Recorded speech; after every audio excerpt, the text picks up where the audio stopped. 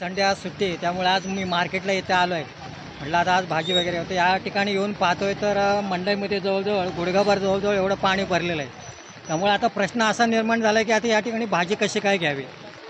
तर या ठिकाणी जो काही प्रॉब्लेम होतो आहे भाजीवाल्यांना, जे गिऱ्हाईक येतात त्यांना जो त्रास होतो आहे, त्या ठिकाणी थोडंसं महानगरपालिकेने आपलं थोडंसं लक्ष घालावं, जेणेकरून भाजीवाले आहेत ना, जे आपले गिऱ्हाईक आहेत त्यांना कुणाला त्रास होणार नाही, याची थोडीशी दक्षता घ्यावी.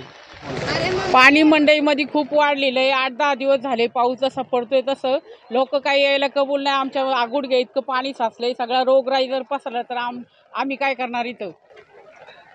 महापालिकेला कंप्लेंट केली होती का तुम्ही की हे पाणी वारंवार केली होती, ते येऊन काही अजिबात काय नाही केलं. औषध सुद्धा फवारलं नाही, फवारलं म्हणतात आणि अजिबात फवारलं नाही, काय नाही, खोटं बोलून जातात.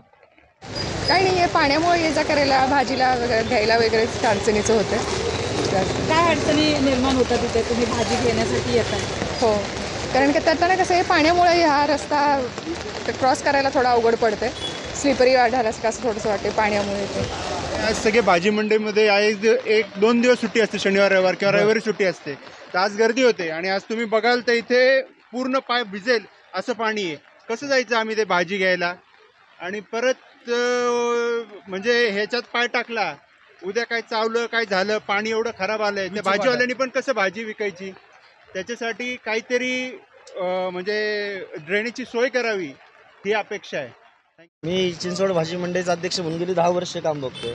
पण ह्या पावसाळ्यात प्रशासनाने हलगर्जीपणा कामामुळे आहे ना मॅडम, हे पाणी इतकं साचलं इथं मंडईत की 5-6 वेळा कंप्लेंट करून सुद्धा आहे ना हे काम प्रशासनाकडनं होत नाही आहे. आज इथं हजारो रुपयाचं नुकसान आहे व्यापाऱ्यांचे, अर्धे माल पाण्यात आहेत सगळ्या व्यापाऱ्यांचे.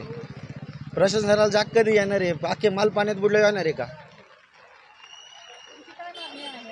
प्रशासनाने ना आम्हाला स्ट्रॉंग वॉटरची जी मागची लाईन आहे ना ती बदलून द्यावी. आज गेली 10 वर्ष आलं ती लाईन कचरा साचून पण पडलेली, ती साफ करायला पण कोण आलं नाही. त्यातनं पाणीसुद्धा सप्लाय होत नाही, अख्खं पाणी बॅक मारते अख्ख्या मंडईचं वरचं पाणी येऊन.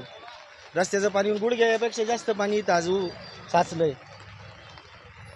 प्रशासनाने ना हे लवकरात लवकर याचा आहे ना एकदा कायमचा आहे ना एक मार्ग काढून आहे ना या घाणीच्या पाण्यापासून आहे ना मंडईचा सुटकारा करावा, एवढीच प्रशासनाला विनंती आहे.